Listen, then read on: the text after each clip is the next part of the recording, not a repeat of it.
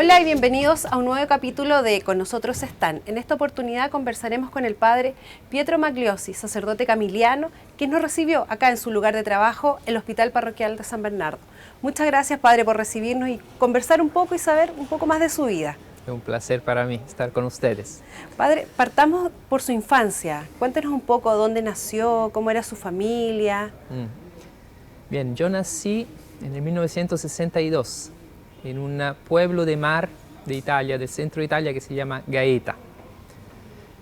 Y en el centro entre Roma y Nápoles, para ubicarnos. Un pueblo de pescadores, como el pueblo de San Pedro, y yo me llamo Pedro. Y de una familia bien formada. Mi papá navegaba cuando conoció a mi mamá. Estaba mucho tiempo fuera en el barco, girando por todo el mundo. Mi mamá en Gaeta. Después se conocieron, mi papá pasó a trabajar en tierra en una central nuclear cerca de Gaeta, Latina, donde yo viví prácticamente toda mi vida hasta entrar en la vida religiosa. Nuestra familia era bien estructurada, o sea, mi papá trabajaba sus 8 horas y después venía a la casa. Y se ocupaba de sus hijos, entonces darnos valores, ver si estudiábamos, si hacíamos nuestra cosa, darnos el ejemplo de ir a la misa todos los domingos, y todos teníamos que ir con ellos a la misa todos los domingos. Entonces, una familia tranquila, normal, donde la cosa más importante era no perder tiempo. En Italia, sí, esto del tiempo, del deber es muy importante.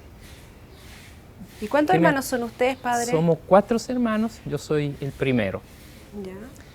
Y en esto no perder tiempo, nos introdujo a estudiar música, entonces me hizo participar a un conservatorio de música, donde yo estudié clarinete. Mire. Hasta el 4º año. Después nos puso en la gimnasia artística, en una asociación de la misma central nuclear, y allá también.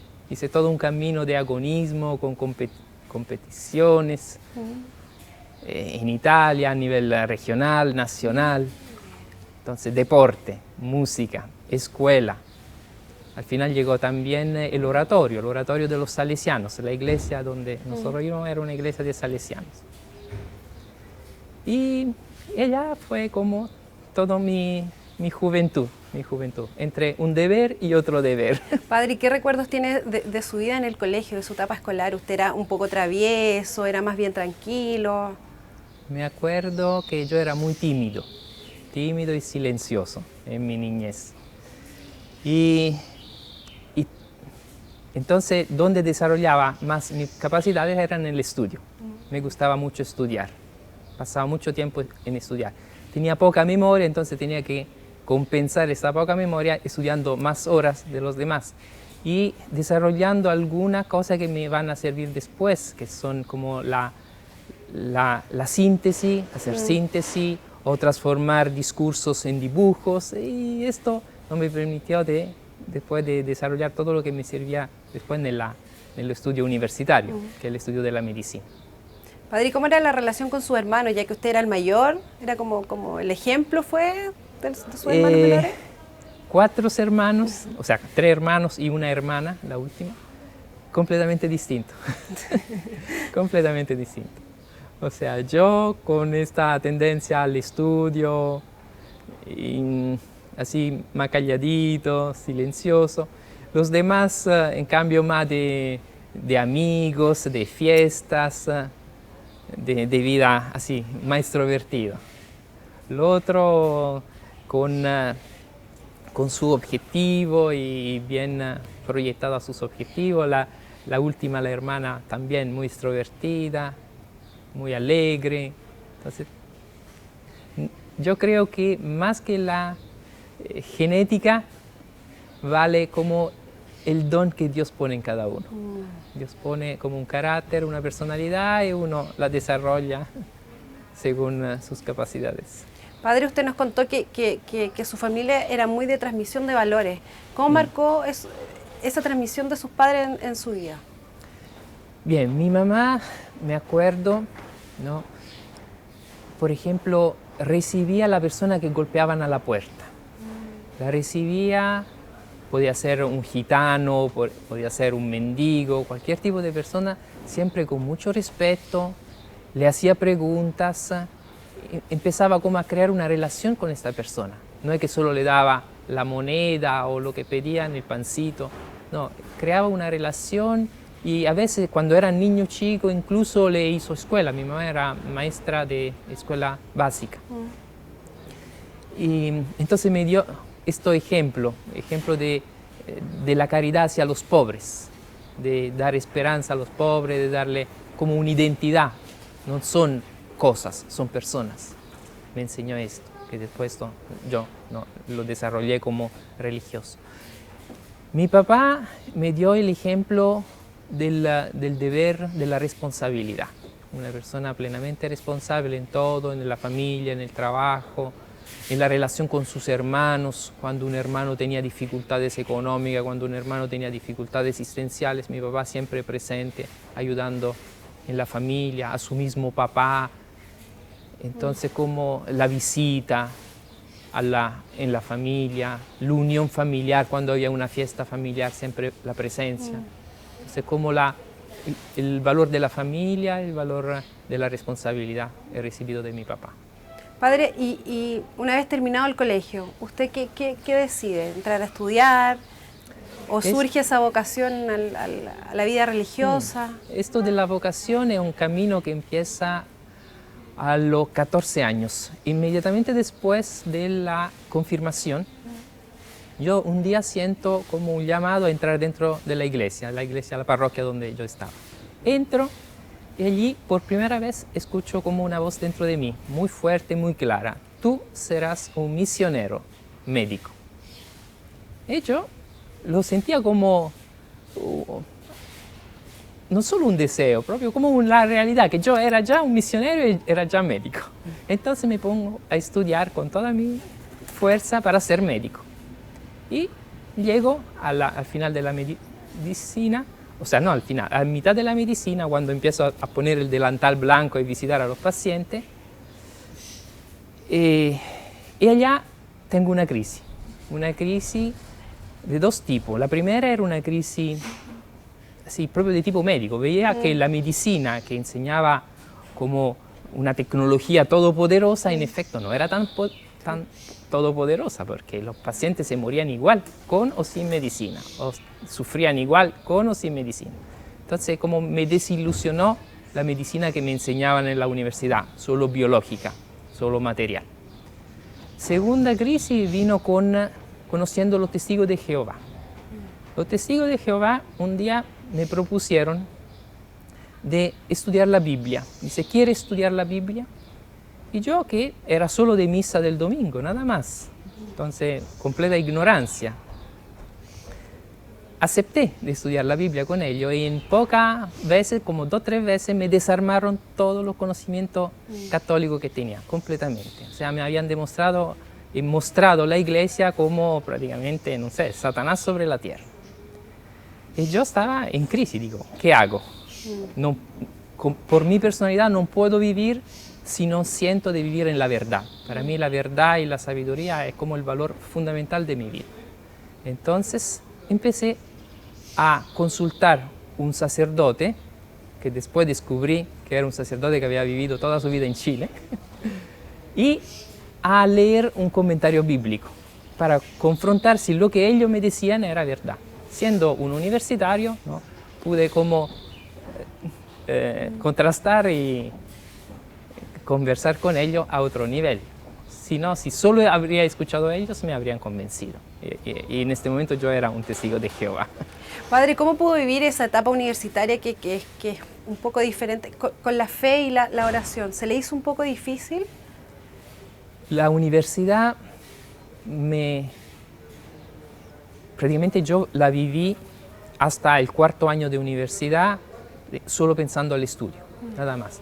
A un punto, después de esta crisis, empecé a participar en el oratorio con un grupo de cinecírculo socioculturales, o sea, un grupo que se ocupaba de teatro, cine, y donde se hacía evangelización a través del teatro y del cine, de los medios audiovisuales, etc. Entonces, allá empecé como a integrar la dimensión fe en la dimensión vida y universidad. Y terminé, porque después de esta crisis llegó la vocación. Terminé sabiendo que terminada la universidad yo encontraba una vocación religiosa, siempre para ser misionero y médico. Y esto empezó con los salesianos, no empezó con los camilianos. Ahí empezó, con los salesianos empieza a surgir esa vocación. Sí, gracias a estos salesianos que conocí, don Nicola Chericio, que era un sacerdote que había pasado toda su vida como párroco en Gran Avenida, en la iglesia de los salesianos de Gran Avenida. Con él empecé como a desarrollar mi vocación, se la conté, él me ayudó, me orientó, y al final de la medicina estaba listo para partir para Lubumbashi, Zaire, un lugar de Zaire donde había otro salesiano médico que trabajaba. Y yo iba a ser el médico allá y ver si mi vocación religiosa se habría desarrollado. Pero el último mes, antes de partir por Lubumbashi, conocí a un camiliano. ¿Y esa experiencia lo marcó, padre? Y esta experiencia me marcó, sí. Fue una noche entera pensando, digo, salesiano, camiliano, mirando a estos hábitos con cruz roja, que parecía un hábito que venía del medioevo, que me impactó mucho la primera vez. Pero yo buscaba algo radical, algo muy radical, y pensé que con los salesianos yo habría entrado en el mundo del sufrimiento, en el mundo del dolor, y habría podido dar como algo que como salesiano no podía dar. Entonces decidí, siendo ya médico, decidí de dedicar mi vida con los camilianos a dar un sentido al dolor y dar una nueva sanación a la persona que sufre. Mire, padre, qué interesante. Vamos a ir a un breve corte y a la vuelta el padre Pietro nos va a contar cómo fue su vida en el seminario y su formación con los sacerdotes camilianos.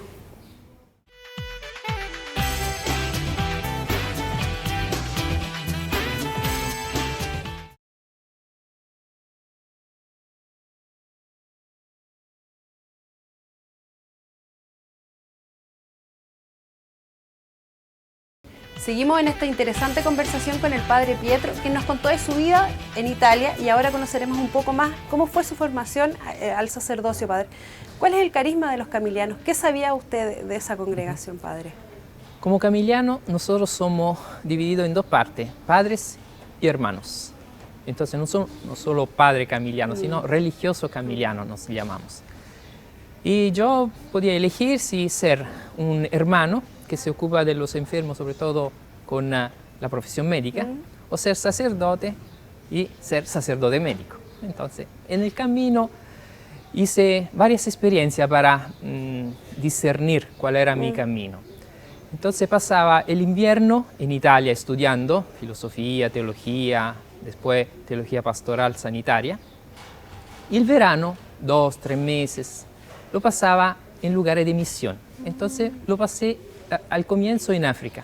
Iba a Burkina Faso, la misión que tenía la provincia romana de los camilianos, y allá practicaba la medicina. No era todavía sacerdote, entonces practicaba la medicina, primero en la ciudad, después en la sabana. Y una vez fui a Benín haciendo un mes de cirugía, otra vez en maternidad, hice nacer 100 niños y 30 niños completamente solo, aprendí a hacer niños. Padre, ¿y alguna experiencia que lo marcó, por ejemplo, de esa misión en África, que recuerde? Una experiencia muy fuerte fue en Benín. Era una noche y me habían dado, estaba en el hospital de Zimbie, el hospital camiliano, y me habían dado de hacer la guardia, entonces tenía la responsabilidad de todos los enfermos por esta noche, todos los enfermos. Y en esta noche, una mujer muy joven, se empezó a sangrar, una hemorragia interna, tenía tifus, y entonces se perforó el intestino, se estaba muriendo. Ya había sido operada, no podía ser operada una segunda vez, no había sangre allá en el hospital para darle transfusiones, entonces estaba destinada a morir.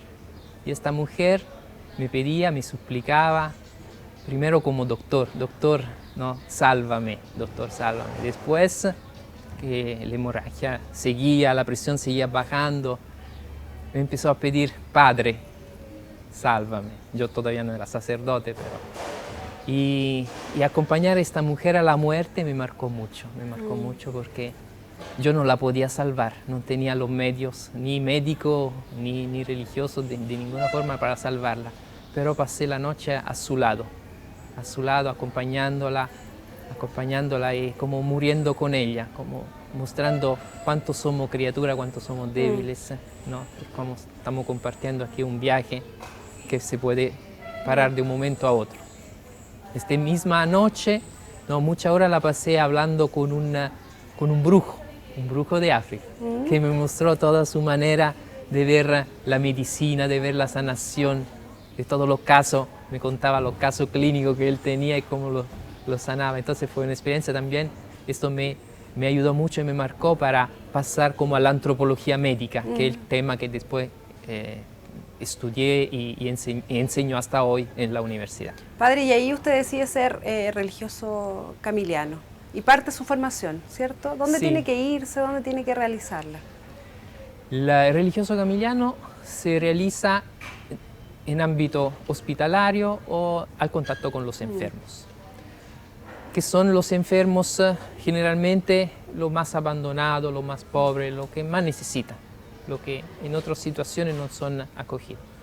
Y la característica del camiliano es que ayuda a los enfermos desde el punto de vista corporal y espiritual, punto, o sea, en una integralidad. Y esto ha sido como el objetivo mío, analizar el cuerpo como médico y analizar el espíritu y ver cómo se le puede dar una sanación integral a esta persona.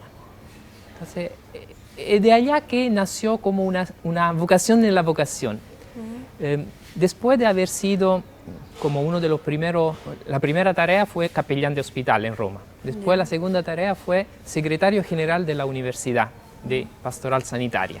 Y allá, a través de la biblioteca, del contacto con los estudiantes, con los profesores, se amplió la visión de pastoral sanitaria, de teología pastoral sanitaria, como dar una salud integral. Pero el tercer compromiso fue director de un centro de espiritualidad. Y allá me cambió la vida. Este centro que estaba sobre la montaña, ¿no?, de Abruzzo, donde yo pensaba que iba como a aburrirme, fue como una iluminación para mi vida, porque era un centro de espiritualidad donde venían grupos a hacer retiros espirituales. Y yo allá empecé a hacer retiro de sanación interior católica. Y empecé a estudiar, descubrí que había todo un sector muy vasto de literatura, de autores católicos que han estudiado el tema de la sanación interior. Empecé a practicarlo, escribí un libro, y todo esto, ¿no?, me hizo entrar en ese mundo donde veía que la mayoría de las enfermedades, de los sufrimientos existenciales, físicos, mentales, nacen a un nivel espiritual. Entonces, si nosotros no tratamos el nivel espiritual, después somos con una desventaja en tratar también los otros temas que son el mental y el físico. Padre, usted habló de una medicina integral. ¿Qué quiere decir eso? La medicina integral es mirar a todos esos aspectos en conjunto, hacer una medicina interdisciplinaria. Esto, pasar de lo biológico a lo biográfico, o de la persona vista solo de una perspectiva a una persona vista de toda la perspectiva, esto es como un gran desafío, pero es, yo creo, el futuro de la medicina. Y esto aquí en Chile lo estoy realizando en la diócesis de Talca.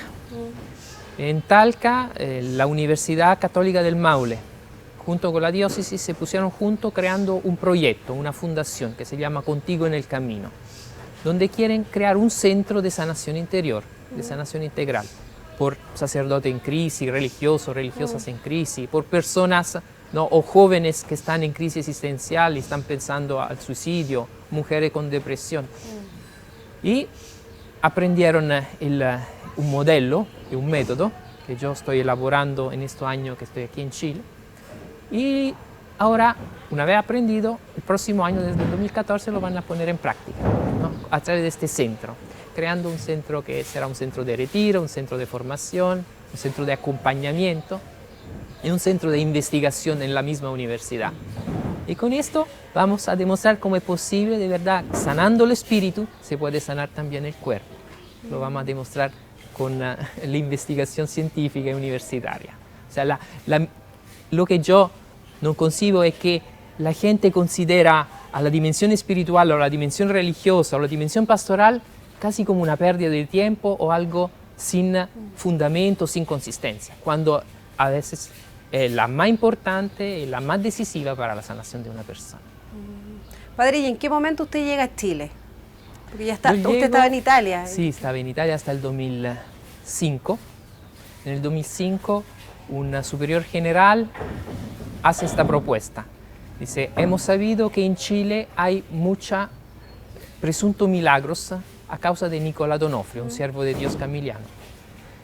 Queremos crear una comunidad en Chile, también para ver qué está pasando y para ver por qué Nicolás nos está llamando a través de estos presuntos milagros. Y así hizo una apelación y respondimos en 3. Un religioso de Brasil, el padre Carlos, y 2 religiosos de Italia, yo y el padre Eloy, que en este momento estaba en África, estaba en Burkina Faso. Y así venimos estos 3 religiosos aquí en San Bernardo. Vinieron a fundar su congregación aquí. A fundar una comunidad en San Bernardo y ver si había la posibilidad de estabilizarse. Una fundación sirve para crear una comunidad local, o sea, ver si los chilenos habrían recogido esto llamado del carisma camiliano y así empezamos en el 2005. Empezamos y la cosa fue bien. Chile fue prácticamente una especie de paraíso camiliano. ¿Por qué? Un paraíso porque todo lo que nosotros proponemos aquí es bien recibido. Hemos propuesto una transmisión en Radio María y Radio María aceptó. Hemos propuesto un curso en la universidad y la universidad aceptó, la Universidad Católica de Chile. La capellanía ha sido bien recibida aquí en San Bernardo. El obispo nos ofreció una parroquia y después en la conferencia episcopal también aceptaron de darnos una cooperación, una colaboración en la pastoral de la salud a nivel de conferencia episcopal. Talca aceptó este proyecto de centro de sanación. La San Pablo aceptó de publicar libros y ya estamos al 4º libro publicado. O sea, todo lo que se propuso fue aceptado y fue bien recibido. Entonces, para nosotros ese es un honor. Se ha sido un trabajo intenso durante estos años acá en Chile. Muy intenso. Hemos formado una familia camiliana laica que se está ya difundiendo a Santa Cruz, en otros lugares, a Copiapó, en otros lugares de Chile. Y todas las veces que yo he ido a hacer conferencias en Temuco, en Calama, en varios lugares de Chile, siempre la pastoral de la salud es bien recibida. O sea, se ve que hay una necesidad de pastoral de la salud en Chile. La necesidad de humanizar la salud. De humanizar la salud.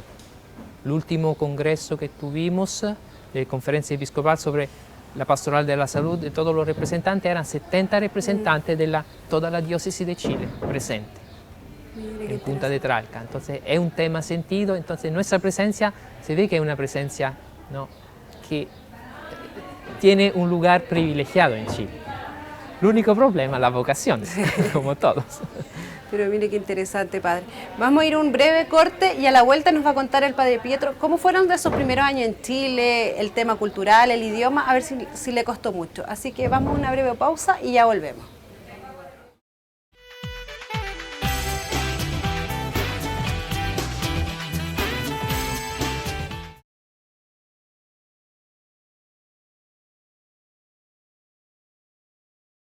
Seguimos en este último bloque conversando con el padre Pietro, quien ahora nos va a contar cómo fue su experiencia en Chile. Padre, ¿cómo fueron esos primeros años en Chile? ¿El idioma le costó mucho? ¿La cultura? Sí. Me acuerdo que el primer contacto con Chile, aparte con Nicola Chericio, este padre salesiano, fue haber conocido Juan Ignacio González. Él vino una vez, era el 2004, en la Casa Generalicia de los Camilianos, y hablar de esta propuesta de tener una comunidad en la diócesis de San Bernardo. Y me acuerdo todavía esta expresión, dice, cuando yo entré en la diócesis puse el pie sobre el acelerador y aceleré al máximo para darle a la diócesis lo mejor y lo más que podía. Y dice, entre esto mejor y esto máximo, dice, yo necesito los camilianos, quiero a los religiosos camilianos en esta diócesis. Por el hospital, porque es l'última diócesis de Chile que tiene un hospital, y por tener esta presencia, ¿no?, vinculada con Nicola Donofrio. Entonces, nosotros hemos apreciado, ¿no?, esto ser valorizado por un obispo. No ha sido el único obispo, también Monseñor Errázuriz de Santiago, hace años que estaba pidiendo una comunidad camiliana en Santiago, en la parte norte de Santiago, para la pastoral de la salud, la capellanía que allá es carente. Pero los superiores decidieron San Bernardo. Y así empezó esta experiencia. La experiencia al comienzo fue en el seminario San Pedro Apóstol. Allá aprendimos el castellano con don Agustín, con los estudiantes diocesanos, con los seminaristas. ¿Se le hizo muy complicado, padre, el idioma? No, no tanto. Un poco porque ya yo hablaba inglés y francés. Entonces, cada vez que uno aprende un nuevo idioma es cada vez más fácil. Un poco por esto. Y después el castellano es tan semejante al italiano que el acento nunca se pierde, pero las palabras son fáciles a aprender. Padre, ¿y el tema cultural? ¿Era muy diferente? El tema cultural chileno.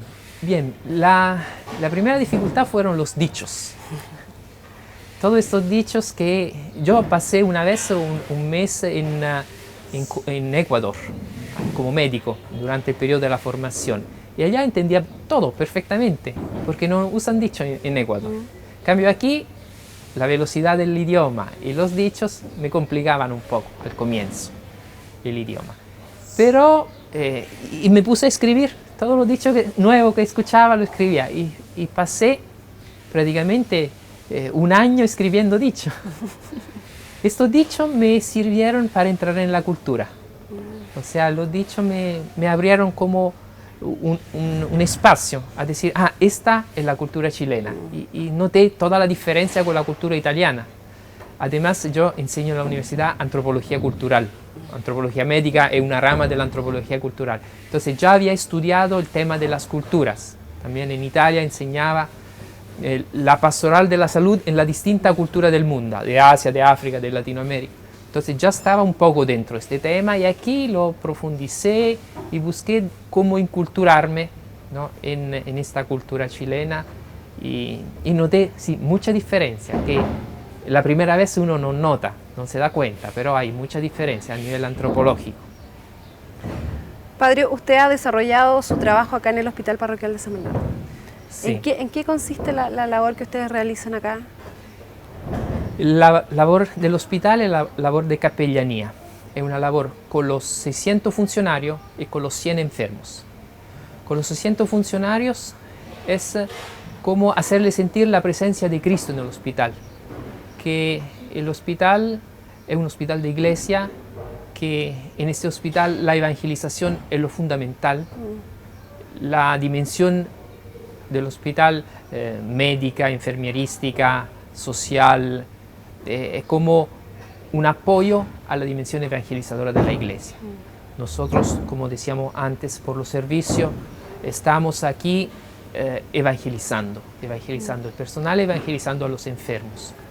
Y evangelizar significa hacer sentir que aquí hay un Cristo médico que está girando por los servicios, hay un Cristo buen samaritano que quiere dar salud, quiere dar amor, quiere dar caridad, quiere hacer sentir que la iglesia es una iglesia de servicio.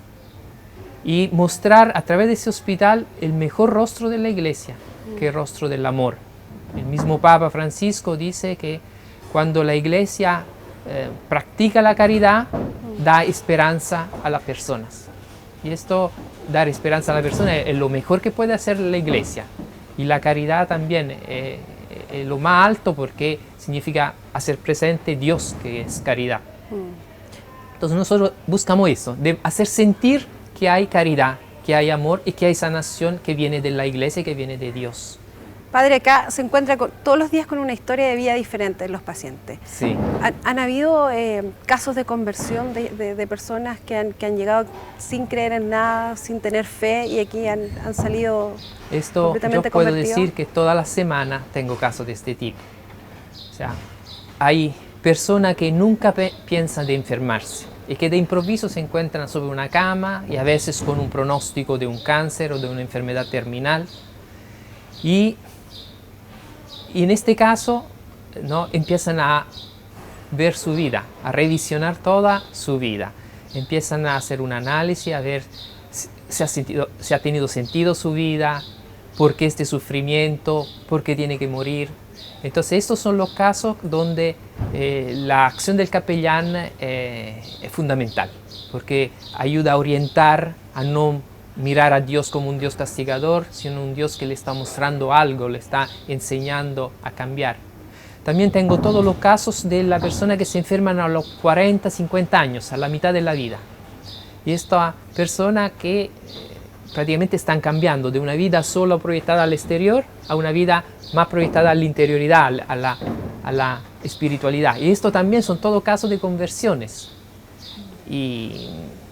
Y esto, le digo, toda la semana yo tengo la oportunidad de acompañar personas en este tipo de conversión. Un tipo de conversión que en la parroquia raramente me ha pasado, porque son personas que ya están en una práctica de fe, una práctica sacramental. En cambio, aquí vienen personas, el 100% de la población, y los 97% parten de no estar en una práctica de iglesia o de parroquia. Entonces viene y aquí empiezan su camino. ¿Y le han pedido los sacramentos, Padre? Nosotros tenemos una media entre las 20 y las 30 comuniones cada domingo, sobre un total de 100 enfermos. Eso significa 20 y 30%, ¿no?, de personas que llegan a los sacramentos a confesarse. Las confesiones de un hospital son confesiones de 30, 40 años, 20 años sin confesarse, o sea, de toda una vida, de personas que a los 70 o 60 años hacen la primera confesión después que la habían hecho a su matrimonio, a su primera comunión. Entonces, y aquí son experiencias muy fuertes para un sacerdote y para mí privilegiada. Padre, ¿cómo ha sido conjugar y ser sacerdote y médico en su vida? Buena pregunta. Generalmente estas dos figuras son dos figuras opuestas, que en el curso de la historia de la Iglesia se habían excluido l'una con el otra, por un decreto, por una ley del canone. Un sacerdote no podía ser médico, así como no podía ser carnicero y muchas otras cosas. En cambio, Constancia ac cédula, que es un documento de la Iglesia, estamos en el 1930 me parece, permite de nuevo a los religiosos, a los sacerdotes de ser médicos. Y con este documento, de nuevo, estas dos profesiones se pueden integrar. Yo descubrí una inmensa riqueza de ser médico y sacerdote. En Italia, junto con otras 3 personas, hemos constituido los sacerdotes médicos de Italia. Había religiosa, médico, sacerdote médico, religioso médico. Éramos 80. Entonces, en Italia recogimos 80 personas que nos reuníamos una vez al año y mostramos cómo el sacerdocio enriquece la medicina y la medicina enriquece el sacerdocio. Como uno tiene una vocación en la vocación y puede llegar a la persona de otra forma. Yo, por ejemplo, tengo la posibilidad de hablar a médicos y ellos me entienden. ¿Por qué? Porque tengo su mismo idioma y tengo su misma manera de plantear los problemas, una manera diagnóstico-terapéutica, primero y después. Entonces, como me permite de llegar a lugares donde nunca habría podido llegar si yo fuera solo sacerdote.